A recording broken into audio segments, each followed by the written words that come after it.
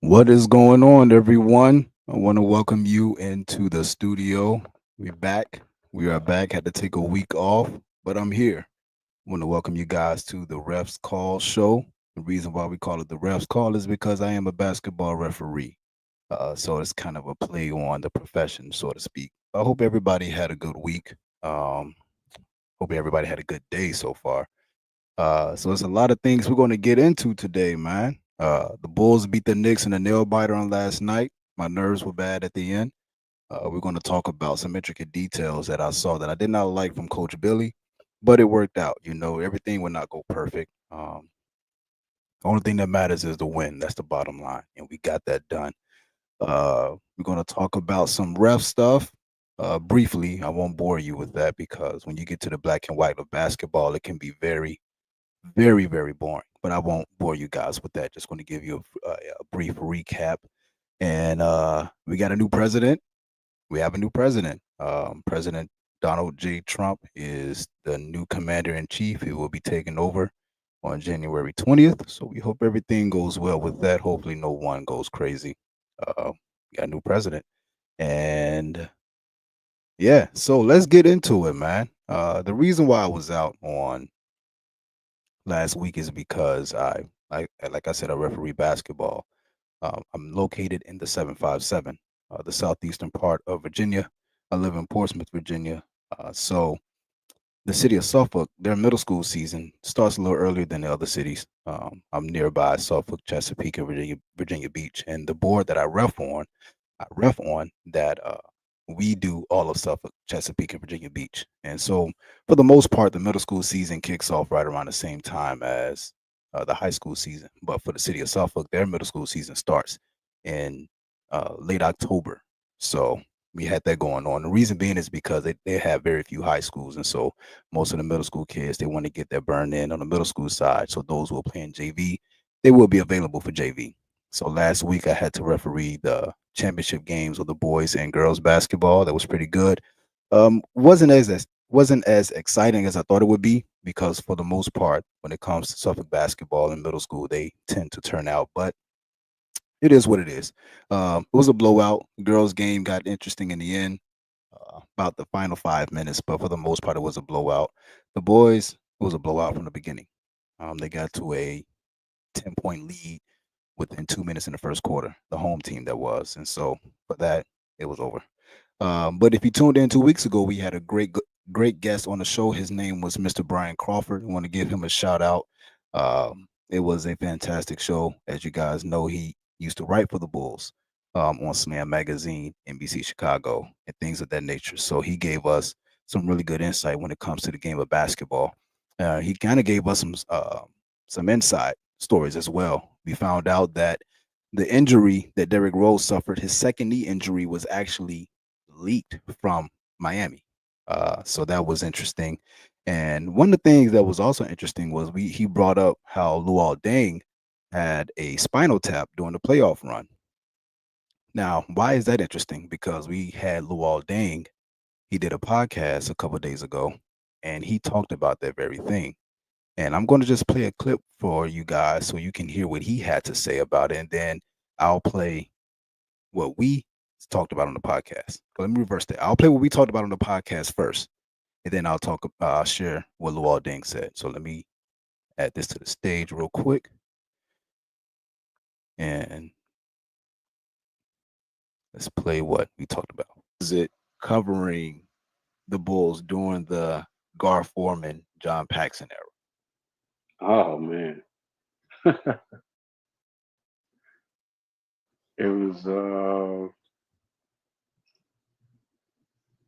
it was a mess. I would say that it was a mess. When you got Vinny Del Negro getting choked out. Yeah. Um, Shout out you to Vinny. know, you know what I'm saying. You got Derrick Rose's injury being leaked from Miami. You had Wait, that was Lu- leaked? yeah, that was leaked. That's how they got out. That was leaked. Wow. Yeah. When you had Luol Deng getting the spinal tap in the middle of the playoffs Hmm. because That's because he's African, and they tested, like it was a mess, man. It really was. Because those guys had been mainstays in that organization for so long, and they got kind of comfortable. You know what I'm saying? And like, and it showed in the way that they moved, and the decisions that they made, and when back to the New Orleans point, when you traded with Cleveland, that press release came out at like 1 or 2 o'clock in the morning, when his family had came to the states to see him, and you traded him in the middle of the night. Um, you Wow. know, Obviously the whole the Derrick Rose thing, how they ended up the the All right. So as you can see, that was him giving us the inside scoop on Derrick Rose's second knee injury that was leaked, and also Luol Deng getting that spinal tap. And it was messed up because, as he said, he was traded early in the morning at 2 a.m. Uh, after the ordeal went down with his spinal tap. So now we're going to talk, or we're going to share Luol Deng's viewpoint. It's the first time he talked about it, according to him. So it's 3 minutes, so just bear with me. Bulls D Rose was hurt and you was the leading scorer. Did you feel like once D Rose got hurt, they kind of gave up on that core? I'm gonna tell you something I never shared, and this is really why it went the way it went. If you remember that year, we went to the playoffs. The year that D Rose got hurt, um, I went to. We were playing Brooklyn, and there was a flu going on with the team. And one of the doctors suggested that, because my fever was so high, they suggested that I had meningitis. And out of nowhere, they just sent me to the hospital. When I got to the hospital, they diagnosed me wrong, and they ended up saying that my fever was too high and whatnot, and they ended up giving me a spinal tap surgery. What?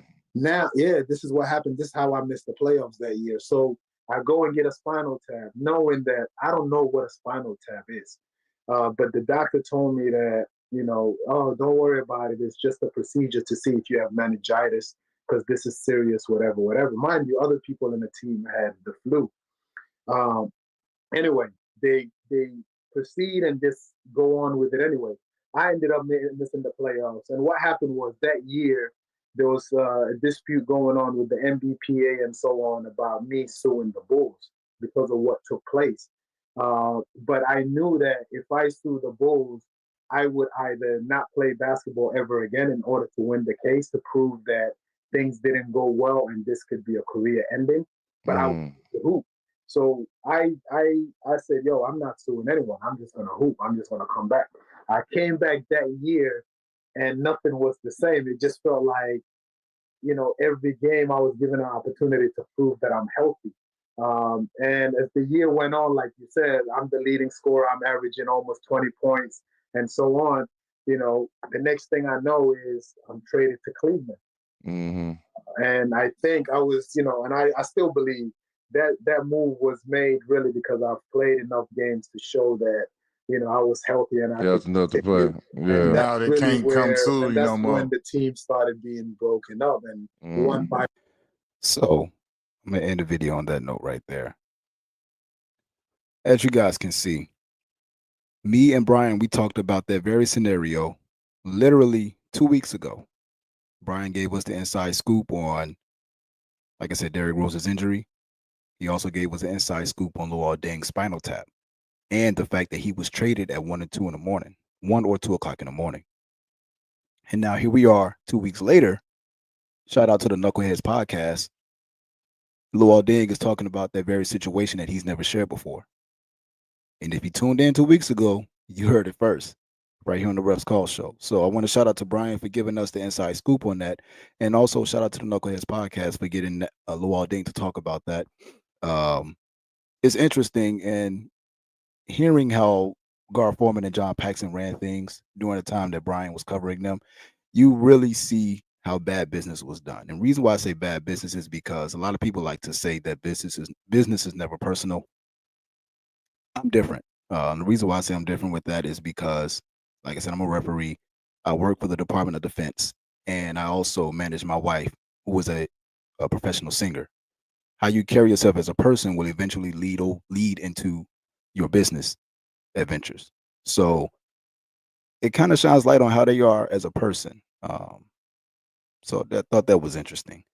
Uh, so that covers the last show. Now we're going to talk about, like I said, referee passed my exam and I got a 98. I got one question wrong. I'm still mad about that because I know exactly which question it was. Uh, but with that said, your boy is now good to go for the season. When it comes to VHSL or any other organization throughout the country, every basketball referee, I'm not sure if I'm sure about football, but every basketball referee has to test out every year.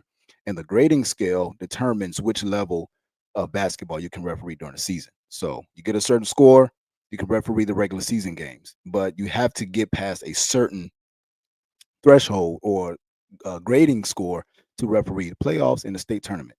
So, like I said, I got a 98, so I'm good to go for all levels of the season.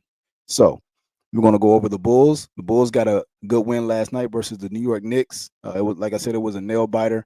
A few things I want to talk about is I don't like how we had Patrick Williams on Jalen Brunson last night. And the reason why I say that is because you can see that Patrick Williams just does not have the lateral quickness to keep up with Jalen.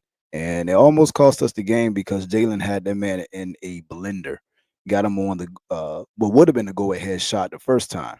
But then Kobe White got fouled, hit the 3 free throws, and then New York calls a timeout. Obviously, they get the ball on the 28-foot line. They get the ball in bounds, and if you notice on that play, I will play it, but just for the sake of time, I'm not going to play it. Um, Jalen Brunson was actually being guarded by Zach LaVine, and Zach LaVine was on him, but then a pick happened, and they did a switch on defense, which ultimately led to Patrick Williams on Jalen Brunson, and they gave him the ball in ISO. Jalen Brunson, putting the moves on him, created just enough space to get the shot off, and the ball almost went in, but it rimmed out. Now, me personally, I would have loved to see Io guard Jalen Brunson in that type of situation because, for one, Jalen Brunson is 6'2", Io is 6'5", but also Io is a guard, and he has a lateral quickness to keep up with the guard. Patrick Williams, not so much. He still has to work on that. He's a good defender, but he's not someone that you will want to guard a premier player when it comes to game situations like that, especially a fantastic scorer in Jalen Brunson. So, but nevertheless, the Bulls got the win. We're a scrappy team. We're 5-7 right now. Me and Ray, we talked about this on the very first show of the season that we think the Bulls will be somewhat mediocre to borderline average. So I still have us in the lower rankings of the conference. Right now we are number 6 in the conference, and Cleveland is 13-0. And also I call Cleveland as a dark horse in the first episode of the season. So look out for Cleveland. They got the right pieces and they are big on the inside. So it's going to be tough to beat them for anyone. They have everything that you need in a winning team, and they have a good coach, and they have a superstar in Donovan Mitchell who can get hot at any time. So it's going to be tough to beat them. But nevertheless, that's the recap of the show. And now we have a special guest for you guys, man. I first met this gentleman this past summer at a White Sox game. My wife, she had to perform for the Chicago Sky. And it was one of those things that I was excited yet nervous. And the reason why I say nervous is because, you always interact with someone on social media. You never know how they will be personally. What does his voice sound like? How tall is he? Is he cool? Is he a little shy? But man, me and Fitz, it was cool. It was like meeting a long lost brother, man. He was a really good guy. Uh, offered me a beer. Unfortunately, I don't drink beer. I'm not a beer drinker. I've never been a beer drinker. I like my wine. I like a good whiskey and a good bourbon. Uh, Not a beer guy though. But Fitz is a really great guy, man. And if you follow him on all social media, you know that for a fact. So without further ado, I'm gonna bring my boy Fitz to the stage. How you doing, my man? Good evening. Thank you for that intro.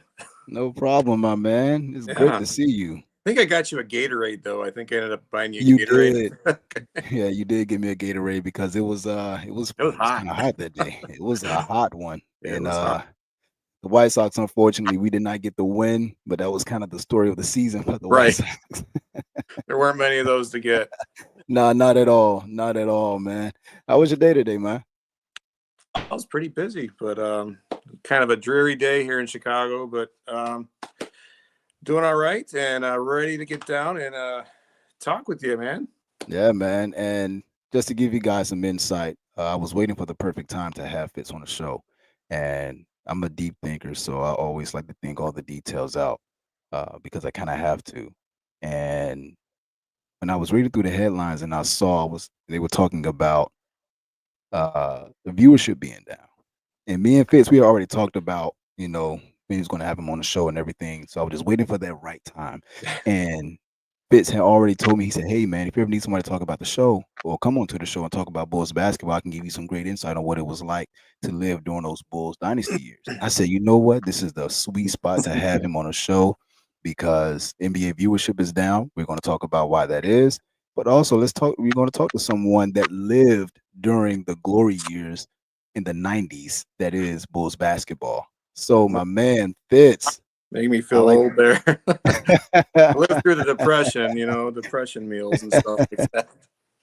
So I want you to give the audience a brief recap of, just your personal life, marriage, family, work, all Yeah. that good stuff.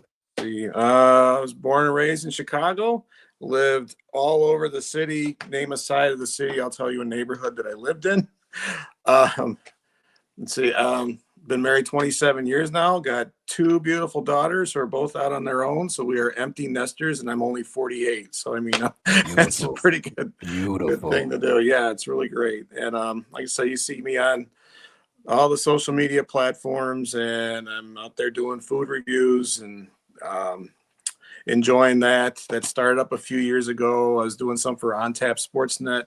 The good guys over there that got me started doing these reviews, and now I'm just doing them on my own and loving Chicago.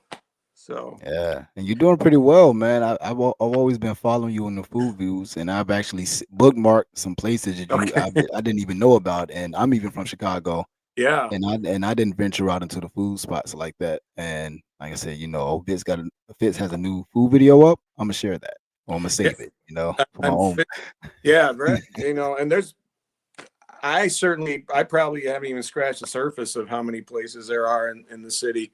Yeah. But I do like the hot dog stand type of vibe, Italian beefs, not the, my daughter, my oldest, if you want to follow her on Instagram, she has some great photos of like some of the more higher end places. She's got a little different taste in food, but yeah, I like the hot dog places, the beef places, the burger place. That's just where that's my that's where I sort of just fit in there, and I just love finding new places all the time, and I will get to the videos again at the beginning of 2025 in January. I'm finishing up school right now, and it's really busy, so nice. But get that out of the way and then start up with some more videos in January, and I'm looking forward to it. Got some places that I'm planning on right now. It's putting together a lineup for next year, and it's going to be good.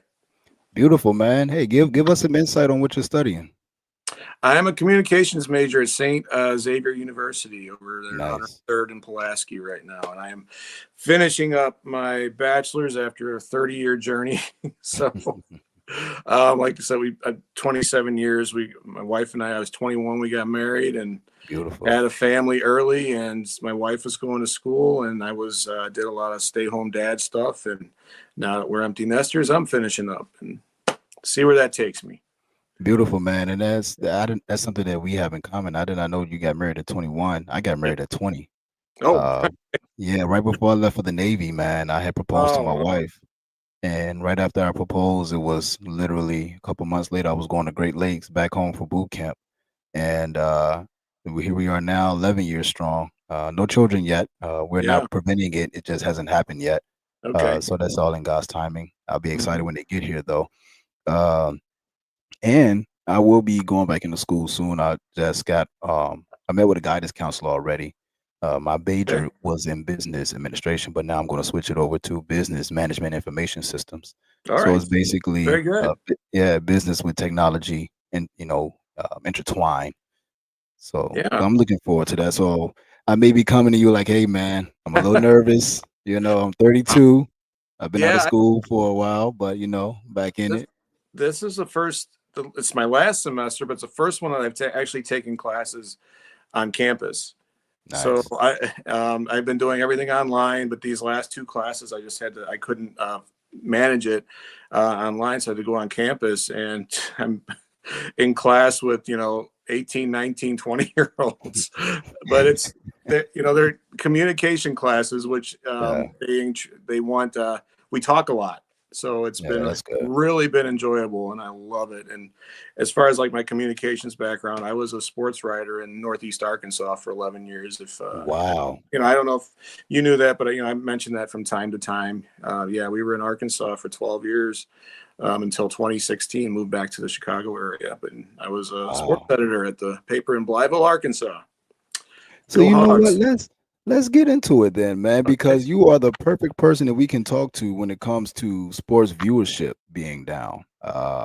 And speaking of sports writing, we have had quite a few sports writers talk about why that is. So you growing up, seeing the Bulls dynasty, what was it like at the time seeing Chicago Bulls when they before they built their dynasty, during and after? What was that like? Yeah. So first year I remember watching game was I was 7. It was 1983. They still had Reggie Theus and those guys. It was right before Jordan, and we didn't. You had to have for the Bulls anyway. Um, I would say they had about a third of their games on channel 32. It was WFLD back in the day, and the rest were on cable. And my grandfather had cable, so every once in a while I would get to watch them there. But the big thing was I remember Sunday afternoons on CBS, they would have an East Coast game and a West Coast game. And those were a huge deal. I mean, it was like, and they would show them around like you watch football games, like noon for the East Coast game, and then you'd see the Lakers mop somebody up out west at the 3 o'clock game. And I don't know, then that was like the mid 80s was when the NBA was really starting to take off. They had the rough period in the 70s and, early 80s when they were showing like a tape delay NBA finals in like 1980 and 81. And then so Yeah. now you had Bird and Magic come on, and it was you wanted to see the game on Sunday afternoon. It was like as big as football. You just went from football season right into basketball, and the Easter games were always big. There was always a big matchup on that, and then when Jordan finally came in and they were getting primetime games, it was must see TV. Everybody was in their living rooms watching games. And it was you would set up the parties. Who's gonna host the game? We going from your neighbor's house, and it was a big deal. And as far as like viewership being down, this time of year NBA typically is down because everybody's paying attention to the football and Yeah. the NFL, and it's like they don't really get kicked off really good until Christmas. That's like the big Hmm. day. It's really the big kickoff for the NBA, and I don't know what they can really do to change that. And I've heard starting the season on December 25th, but I don't know, you lose a month and a half of that. And then Right. you're talking about the finals going into July. But yeah, it's always been an issue with the NBA these first 2 months. And it just sort of gets worse and worse each year. And I don't necessarily think that the level of play is different. It's a Yeah. different game, and it changes about every 10 years in the NBA, it seems. And they're just kind of going through that. I mean, we had, so yeah, that's my take on it. Yeah, I agree with you. I never really thought about, uh, but it makes sense that when the season begins for the NBA, it is still, or it's now the middle of the NFL season. Mhm. And we know here in America, the NFL is king when it comes to sports. Uh, you have your playoff baseball, you have March Madness, which is my favorite time of the year for basketball. You have the NHL playoffs, which is fantastic to watch. That's 4 months. Um, yeah, exactly. And then you have the WNBA, which is, it's during the spring and is now Yeah. picking up on its popularity due to Caitlin Clark and Angel Reese and the rise of the Las Vegas Aces and Aja Wilson and the rest of those ladies who are fantastic. But there's nothing like the NFL. So it does make sense that it's somewhat of a slow start for the NBA in the beginning. Um, And I now do with agree. Thursday games, I mean, there's Yeah, games all the time. yeah, Games you almost know, every day of the week, it seems. So yes, yeah, for the NFL, man, and whoever their the decision makers are when it comes to that, they're doing a good job. I do fear that the NFL will be may if they're not careful, the greed can take over them or yeah, will overtake them, for having games so much on Mondays, Thursdays, Sunday mornings, and so on and so Europe, forth. yeah. Yeah, I in mean, Europe and Germany, and so it's one of those things that is interesting to see. And then also they have the multi-streaming platforms and some games being mhm. restricted.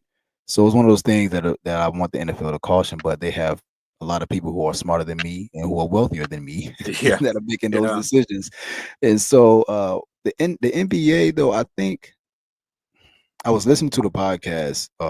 Shout out to Gilbert Arenas' podcast, and Kenyon Martin brought up a good point, and he said that one, you have players' injuries. So, Hmm. it's like for example, you have Joel Embiid and Paul George up there in Philly, and those guys are dealing with health issues before the Yeah. season even begins. You have Kawhi Leonard who's dealing with health issues, and those are some of the biggest stars in the NBA. Hmm. And they're not playing all 82 games. That's another thing. We have a lot of guys who don't play all 82 games, and if they do play, they get hurt. And when it comes to the training camp, they don't practice as hard. And we all know, being old school, when you practice hard, that prepares you for the season. And so you have that going on, and then you have the style of play. The style of play is everybody is shooting threes and everybody is trying to get to the bag or whatever instead of playing actual basketball. Then the rules are somewhat lenient when it comes to the style of play. They allow it, so to speak. Um, so it was interesting. And even on last night when I was watching the Bulls game, there were a lot of times where they would pass up. I mean, they had a lane to the basket and they would just pass it up with a 3-point Yeah. shot. So, which is infuriating for me as a fan and as a previous basketball coach of my father.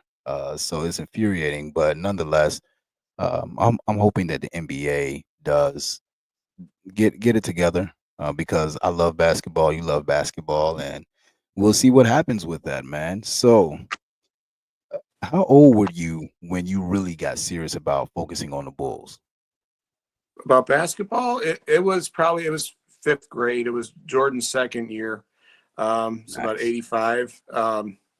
Because you had 84 happens and you're ready for it. Then 85 Mhm. comes and he gets hurt at the beginning of the season. But I Yeah. kind of was already I was stuck on it. It was also my first year in organized basketball. We had a fifth and sixth grade team at school. So that's when I really just started to like basketball a lot. Nice. I mean, we had in my basement, um, there was an old, it was my mom did her, had a clothesline down in the basement, and I would Mhm. pretend that the clothesline was the hoop. And I would play down there, just dribbling back and forth the whole time. And yeah, I started, so fifth grade was the first time I played basketball organized, and I was hooked. And still got a hoop in the driveway now, and I'll go out and shoot some free Nice. throws. But Yeah. Okay, Fish, you got the jump shot. I see you, yeah, man. it's still there. Can't Not much of a jump anymore, but the shot's Yeah. still there. Nice, man. Yeah. So yeah, so that means you got into basketball around the same Mhm. age as I did, about the fourth grade. I found a picture of me when I was in third or fourth grade, and I had on a fleece, wearing glasses, and it had the Chicago Bulls emblem up there. Oh, And by this time, I was still living in Chicago. So it was cool, man. But one of the things I hate I did not experience was the original Chicago arena before they tore it down. You oh, ever go? How was it there, man?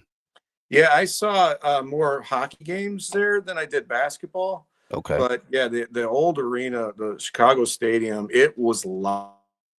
That's the nice. thing that I don't think they've ever been able to replicate at the United Center, was just how Yeah, loud that place was when just yeah, because it was, let's see, about, I think it was like 16,500 people. It wasn't a lot. Now they have about right. 20,000 people, but it was just an old barn. It stunk. know, it's like you could still smell the stale cigarettes, that had been people been smoking for years, and it was something. I actually saw I saw Scottie Pippen and Horace Grant's very first game. As it was a preseason game in '87, and it was the first time Nice. they ever dressed, and they played Utah. And there wasn't much about it that I remember. I didn't thought there was more talk actually around Horace Grant at the time than Yeah. there was Scotty. But yeah, that was one thing and then I saw Oh, did we lose Fitz? saw them play Indiana in that conference final Nice. in '98. So yeah, I saw some decent ones. But yeah, Yeah, the man. was just it's hard to describe it. It just saying it had character kind of doesn't do it service, but that was really what it was. It was just Yeah. an old gym, really, And Jordan always talked about the soft rims, getting the extra shots like at places like that or at Boston Garden. It just Yeah. had to feel like you're going to the gym and seeing a game like at a high school almost. It was something else, and you just can't replicate that anymore.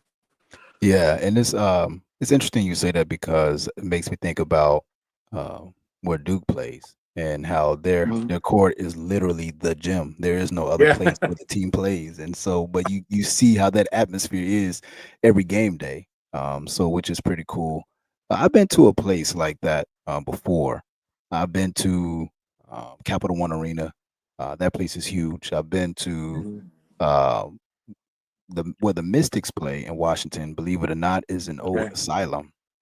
Oh, And yeah, it's yeah. an old Wow. it was the freakiest thing, man. Pulling into that parking lot, you definitely get this eerie feeling that was this a college or was it something else? And that's when we found out that it was actually a place where people will, it was like an asylum, so to speak. Jeez. But then it was turned into a college. But Mhm. and of course the college, I think it ended or moved somewhere else. I'm not sure. But then they had the gym, or they had one of the buildings. They turned it into the gym, and you get this gym feeling. Like, yeah, Yeah. and so I know exactly what you mean about. Yeah, this is going to be some good basketball tonight, and there's nothing like it, man. And it leads me to my next question. We talked about Chicago Stadium and United Center. Um, how do you feel about the Bulls this year in the direction that they're going? Almost the same as I felt about them last year. Is like they really didn't push the needle up. Yeah, You lose DeMar and you replace him with Giddy. Do you really replace him? What are you going to get from Lonzo? He's hurt again, and that's been the frustrating thing over the last. It really since Ball went out a few years ago. They yeah, really didn't do anything to replace him. So you're just kind of stuck here in this. You hate to use the word, but it's the NBA purgatory. Just kind of, yeah, you know, they haven't gotten that superstar because you just you NBA you got to have that one superstar, and they really never have. I know there's some fans out there that want to say Zach LaVine, but I think he is what he is at this point. He's a very right. good player. Is he going to be the leader to a championship team? Hasn't shown it yet. Yeah, But yeah, I don't think they moved the needle very much. So it's like I'm going 41 and 41. It's yeah, one same of here. those. Yeah, that's why I see them, and I agree with you about Zach LaVine. He's a fantastic scorer. He's a hell of a scorer. Yeah, He can score with the best of them in the league, but can he be that alpha dog, to lead a team to a championship? And it's looking more and more like that's not who he is, and that's okay. yeah, Um, right. you know, and that's What do you? okay. But I want to go into the roster because I have my feelings about this guy, and I would like to get your feelings on him. A lot of people, a lot of Bulls fans, I should say, they did not like Vucevic, or and me personally, I've been screaming this now for the past, well, since Vooch has gotten here. When the Bulls had that injury bug, when Mhm. Lonzo first got hurt, I would have loved to see the Bulls retool their philosophy. because it was clear that Lonzo was the engine for the team. And if we would have focused more on, okay, Lonzo was hurt, let's bring in some more guys on the wing to kind of move the ball around and not make it so isocentric and make Vooch this swingman center. And I would tell the people, I said, you don't find too many centers that can give you 20 and 10 consistently a night and be healthy. So I was always on that Vucevic train, and I'm glad to see some fans are now starting to realize that. But how do you feel about Vooch? That's fun. That's the my wife can't stand him. And just the funny that you him up because we've been to a couple games and she's like, "Who is that guy? He can't make any shots and he's right next to the basket." I'm like, he's having a bad day. Yeah. But it's funny that you brought him up. But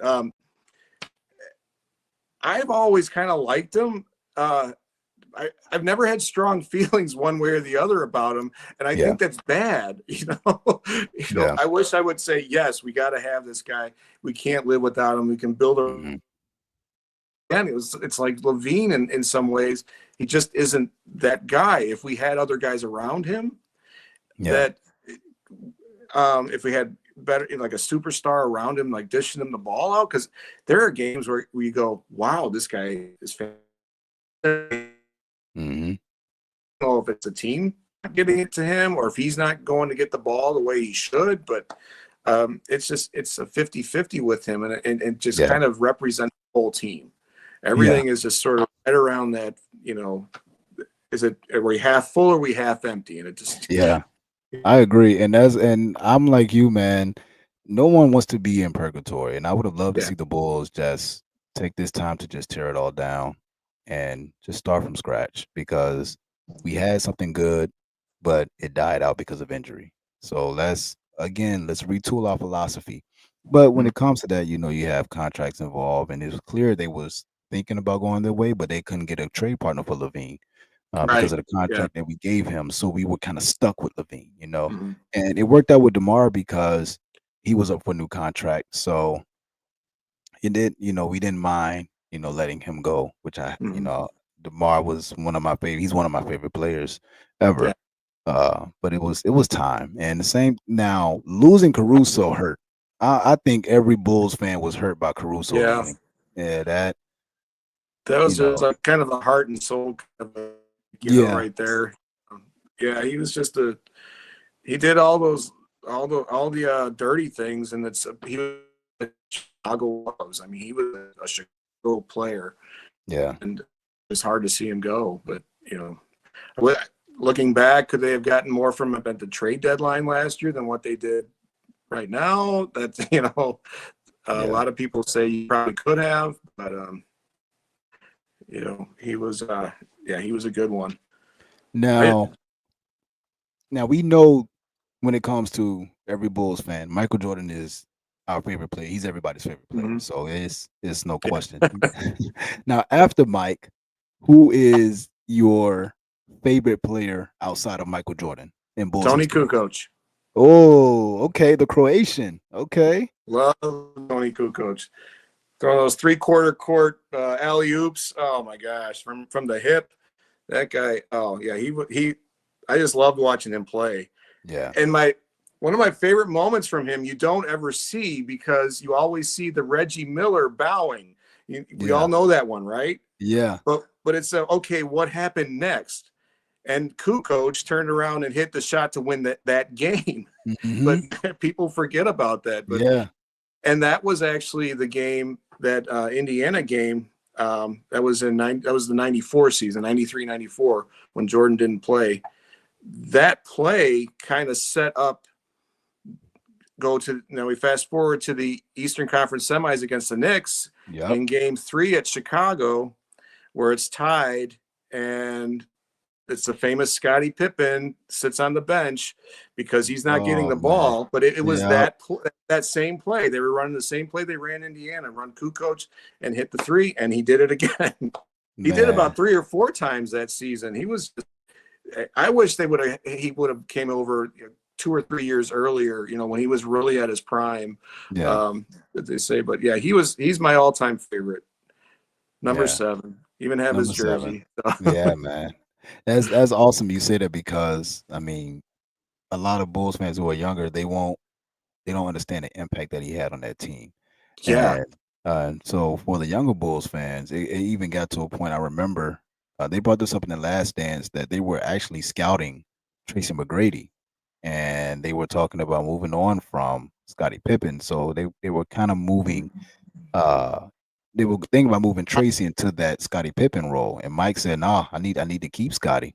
And I'm glad that didn't happen because it allowed us to make moves in other areas. Hmm. You know what I'm saying? Like the Tony Koo coaches. And one of my favorite players outside of Mike, and of course Derrick Rose. So those are the Yeah. top two. You know, those are the top two. You have Tony Koo coach. I was a big fan of Ben Gordon. Ben Gordon was one of my favorite players, man. 6'3" guard, could shoot from anywhere. I mean, ahead of his time. Uh, and Andres Nocioni. I liked Andres Nocioni. He was cool Oh too. wow. Yeah, that was a good one. I Yeah. There's a story for you about the Scottie Pippen trades. Because it was 1997. That summer there was a lot of back and forth about possibly trading him. Hmm. So my wife and I, we just got married, and we're flying to Miami to get on a boat for a cruise. And we're on the bus taking us to the boat, and the guy says uh, yeah, Scottie Pippen's been traded to the Sonics for Sean Kemp. I'm like, what? What? And then all of a sudden, next thing you know, we're on the boat. We don't have Twitter, we don't have any phones or anything. I didn't no news source, and for an entire week on the boat, because we Oh had no. man. I thought Pippen had been traded. So I get back, and that was the first thing I asked. I'm like, "What happened with Pippen?" And they're like, "What are you talking about?" No, he's still. What? So for an entire, I really thought Scottie Pippen had been traded to Seattle because we had no news. There was no way to get it. Oh man, yeah, I can imagine being on a cruise in the late '90s, and you're getting that news before your honeymoon, and Yeah, the Bulls on top of the world at that time. Yeah, yeah, that would be very nerve wracking. yeah. People don't know. These young kids just don't know how news Yeah, was. It was hard to come by sometimes back then. yeah, man, and that's why I don't. This is a little segue. I know everybody's moving to Blue Sky, uh, Mhm. because of the new terms of service. I don't see Twitter going anywhere because Twitter literally changed the game when it came on board in 2006. And you have everybody, literally everybody from all sports media, news media, international media, everybody's on Twitter. Mhm. Uh, so I mean, before sports news is even on ESPN, it's on Twitter. Yeah, That's how right. insane it is, you know. So, like I said, you didn't have any of that. Yeah. Well, here's even better. Okay, go even further back, like to the '80s West Coast games. Yeah. Like, I'm a kid. I got to go to bed at 9 o'clock when tip off if they're playing the Lakers. Sometimes you wouldn't know what happened in that game until you got home the next day after school. you know, Wow. I would hear from my grandfather because he would watch WGN midday news, and you would Yeah. finally get the score because it wasn't in the newspapers. It was too late to get the newspaper story in. So it was like, who won? Yeah. But it was real. I mean, it's not really that long ago. It doesn't seem like that anymore. But yeah, you would wait the next day to find out who won a West Coast game. Man, it's I'm funny. old. I experienced a little bit of that. Yeah. When I went to boot camp in 2012, you know, of course, they took away all of our electronics, and you know, we had to communicate with our loved ones through letters. Oh, Uh, yeah, what's they took us that? all the way. Yeah, in 2012, we couldn't use no technology. You had one phone call as soon as you got there. You told your Wow. loved ones, "I'm good to go," and that was it. And all communication was cut off. Now I hear that, you know, they're allowed to go to wherever they go to and use their phones and Mhm. laptops and all that. It's a different Navy. But I experienced that in 2012 because, you know, me being a sports guy, I want to know every Bulls game, every Bears game, and I would only find out when my RDC would come in with the newspaper and say, "Hey, this is the score of the game." I'm like, "Yo, I've been suffering all week." all, It all was week, real, man. man. The So suffering was I real. couldn't imagine. I could not imagine growing up with that. I mean, I'm a '90s baby, but I was a kid at the time, so I didn't understand honestly. Oh yeah, Um, I love newspapers. The first thing I would do, especially during basketball season, was okay. Look, okay, did the Bulls win? No. Okay, well, how many did Jordan have? Oh, 37. Okay, all right. And you would kind of just that was your solace because they were so bad at like his first 2 years that it was yeah, like, well, okay, they lost, but he scored. He had a triple double, so it's like, so it was at least an entertaining story to read. yeah, that's cool, man. And so that leads me to my next question for you. Being a sports writer in Arkansas, what was that like? Because what is in Arkansas? It was high school, and high school was, that was the big thing. We were an hour away from Memphis, so every once in a while I'd get to go down to a Grizzlies game.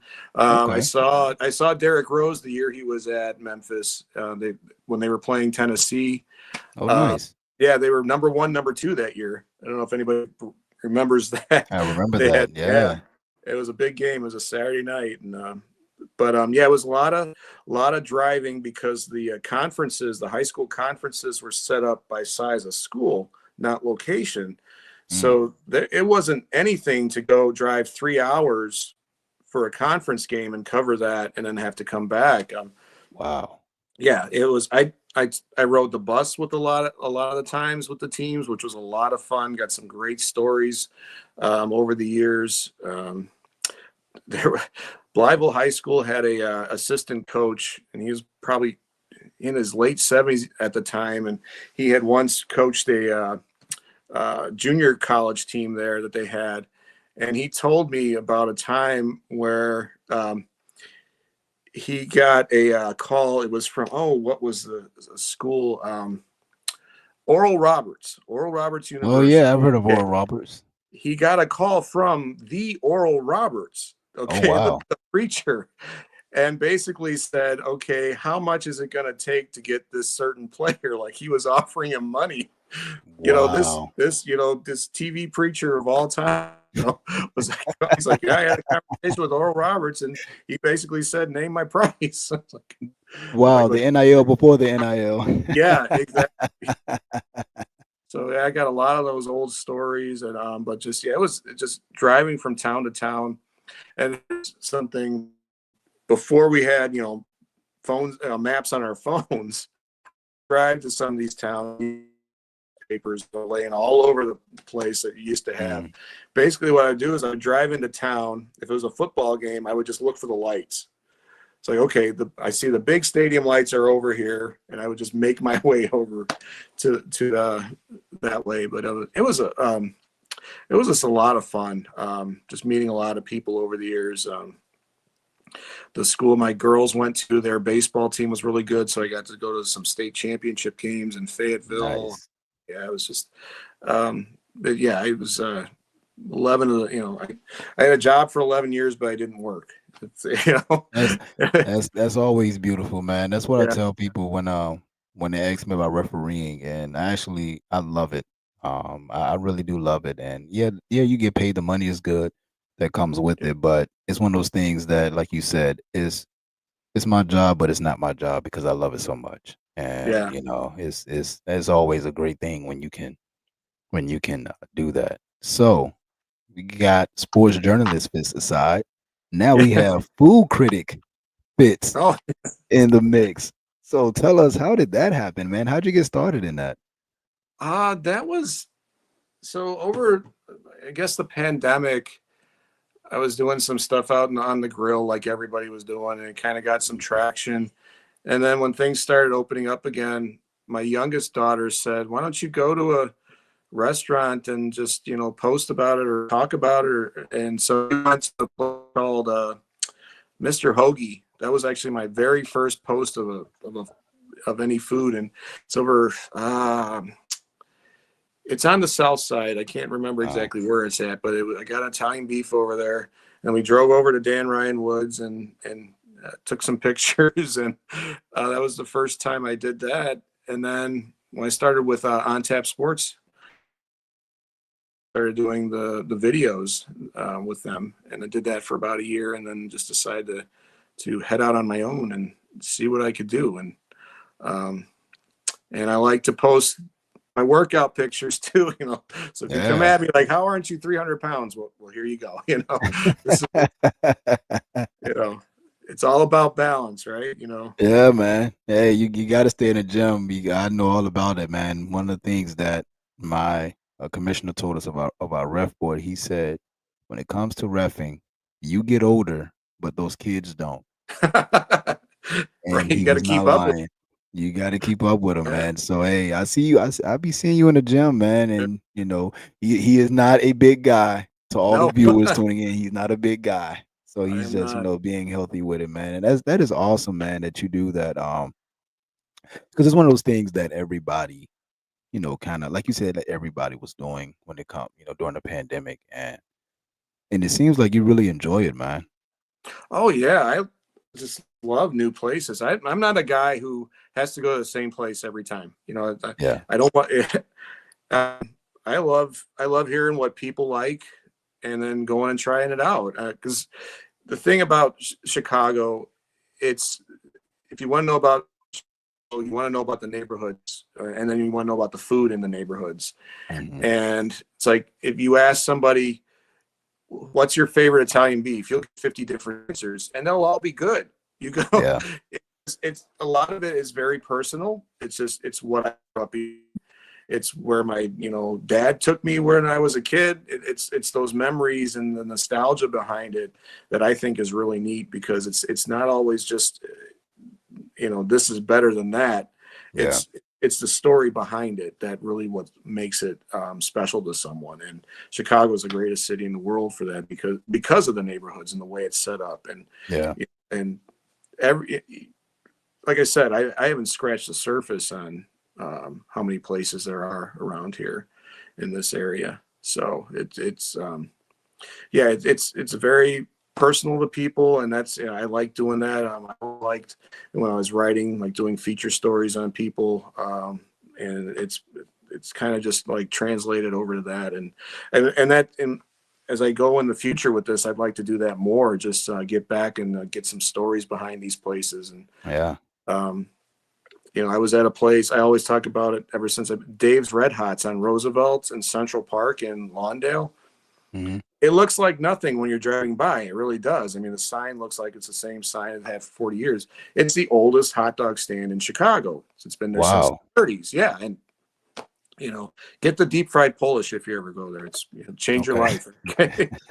um, but it's little things like that you don't know, that I like finding out, and I like sharing too. So Yeah, that's awesome, man. And it's funny you bring that up because my wife, who is from Virginia Beach, she is a Southern Belle, to the T. A little bougie, but I love her to death, right?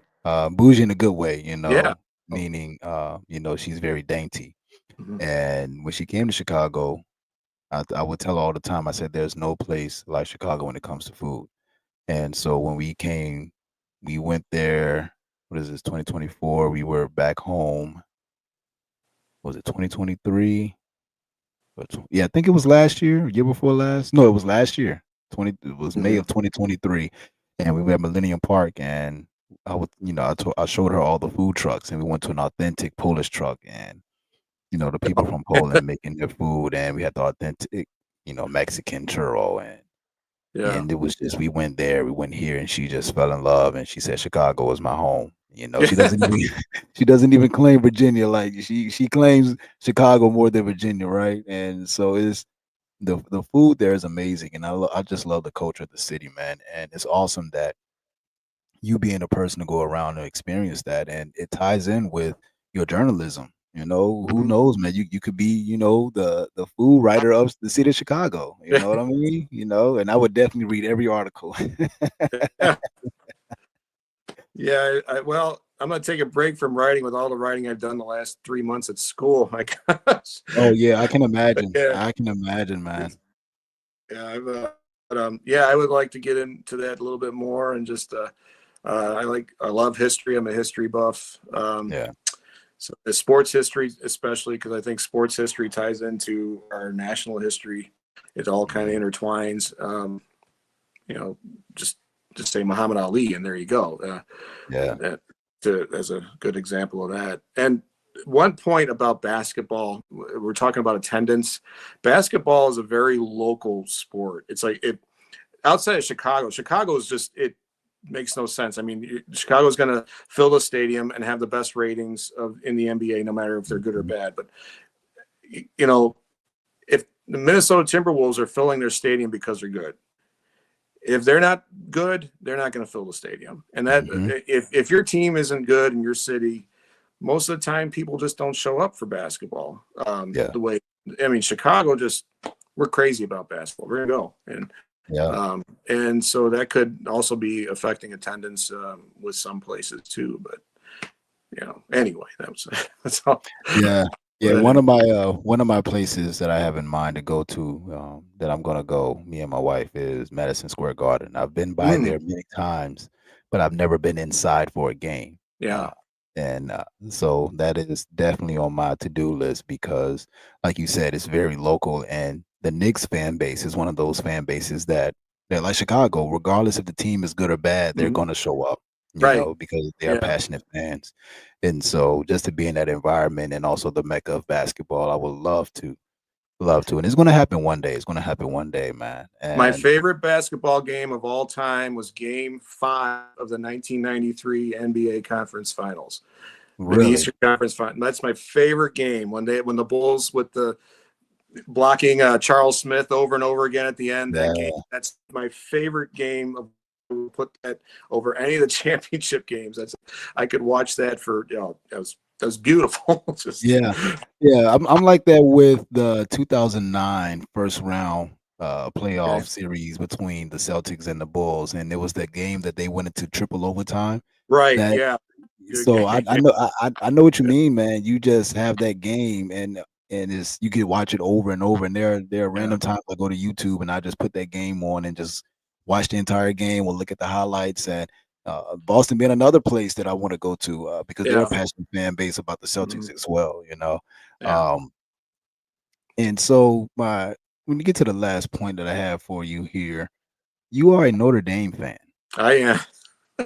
So is it because you're Irish, or is it because Well, that's interesting because most of my family comes from Pittsburgh and they're all Pitt fans. My great grandmother had season tickets to Pitt games, and she couldn't stand. The only thing she didn't like about me was that I was a Notre Dame fan, but that stemmed from because their games were on WGN growing up. Okay. And that was Chicago's college team. Northwestern in the 80s was nothing.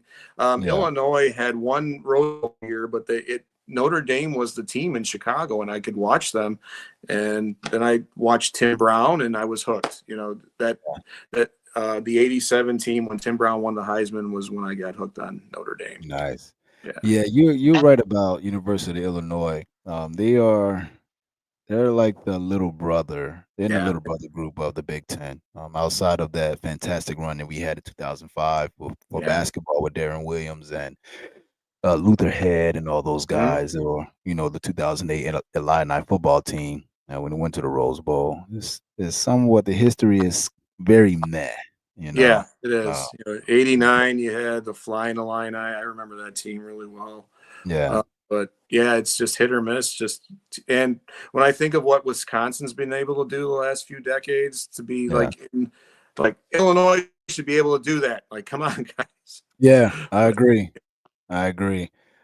So this has been a fantastic interview, man, and I am so glad to have you on. This will certainly not be the last time. It was cool when I extended the offer on Twitter. For anybody that wanted to be on the show, and you hit me up immediately. I said, "Yo, this is awesome." And then, like I said, getting to meet you, man, just a fantastic guy. Family man. Knows good food. That's always good people to be around. A good family man that knows some good food. You a winner in my book, man. And so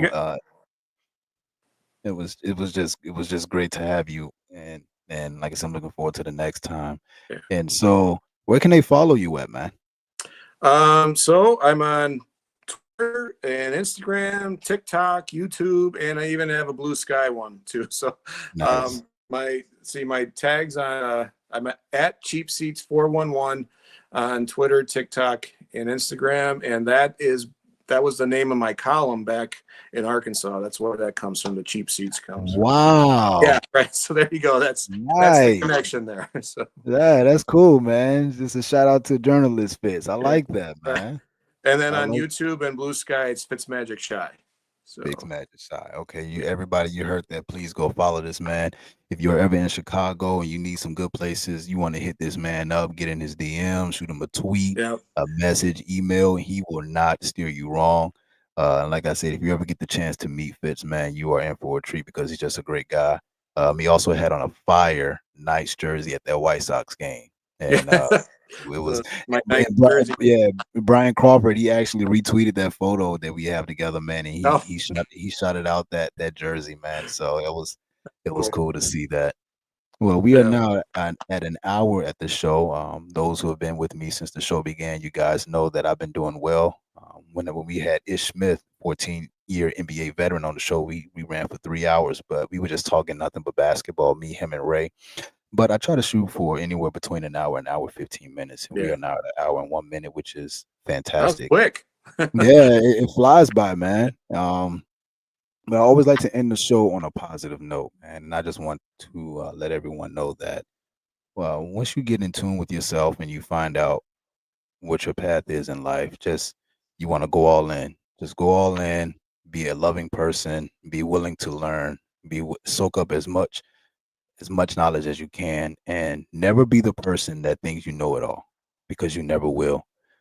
There are some amazing people out here. This world is too big. There's too many people on this planet to get to know and to network with, and you'd be surprised. You'd be very surprised who you come across. Just to give you a quick nugget, I live in the southeastern part of Virginia, so there's a lot of terminals. And when the news came about that the terminal strike happened, one of our terminals was one of those, those companies or locations that went on strike. And I was leaving the basketball game that I was refereeing, and I saw a guy pull up in a BMW i8. If you ever take out the time and Google a BMW i8, it's a very fantastic car. He parked beside me, and I was talking to him. I said, "Hey, man, I'm Greg." Introduced myself. I said, "What do you do?" He said, "Oh, I run this company at the terminal." I said, "What?" He said, "Yeah, I run a company over there at the terminal."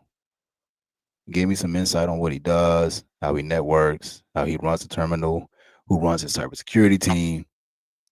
You'd be surprised. So always, always, always be a loving person. Don't take no disrespect, but just you never be surprised who you come across. And when you come across good people, do all you can to just stay in touch with them, because they will have some fantastic nuggets to pass along that can either be at that moment what you need right now or somewhere you need it down the road. So with that said, this is the Refs Call Great Show. work. This is my guy Fitz. You guys have a great night. Go enjoy this Thursday night football game between the Eagles and the Commanders. And we will see you guys next time. Thank you.